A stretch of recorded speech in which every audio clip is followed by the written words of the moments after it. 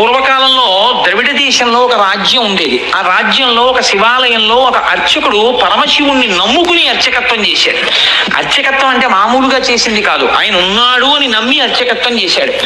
బ్రహ్మాండమైనటువంటి కరువు వచ్చింది.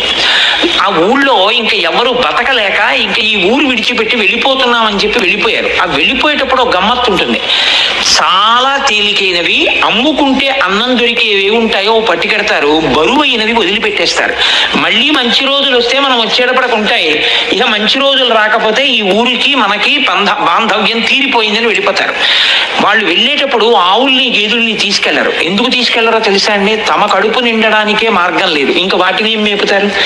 కాబట్టి కరువు వచ్చినప్పుడు ఆవుల్ని గేదెల్ని ఇంకా పోషించలేక ముందు నీరు పోయలేరు, కాబట్టి వాటిని వదిలిపెట్టేసి వెళ్ళిపోతారు. అలా వెళ్ళిపోయారు ఆ ఊళ్ళో వాళ్ళందరూ.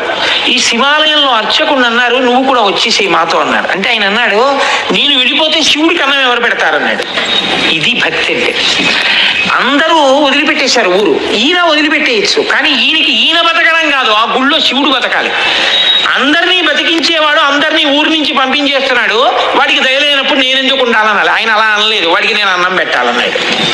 ఇదే భక్తి అండి అని ఉండిపోయాడు. అందరూ వెళ్ళిపోయారు. ఈయన ఊరు మొత్తం మీద ఒక్కడే ఉండడం అంటే మీరు ఆలోచించండి ఎలా ఉంటుందో. ఇప్పుడు పక్కింటికి వెళ్ళి అడుగుదామంటే కూడా ఎవరు లేడు, మాట్లాడడానికి కూడా ఎవడో ఉండడు. ఎవరున్నారు?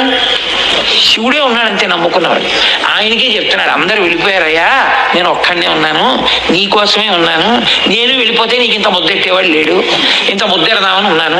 నాకు దొరికితే నీకు సగం పెడతాను, నాకు దొరకడం మానేసింది అనుకో, ఇద్దరం పస్తుందాం అని చెప్పాడు.